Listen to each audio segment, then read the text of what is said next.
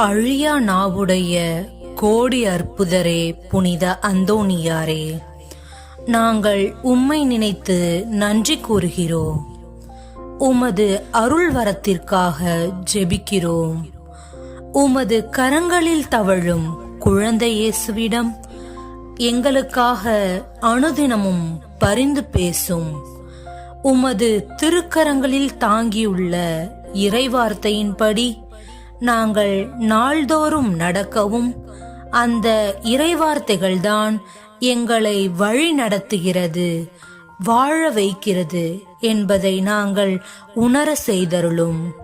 புனித அந்தோணியாரே, கேட்கும் வரங்களை தருபவரே, உம்மை இந்த நாளில் வாழ்த்தி வணங்குகிறோம்.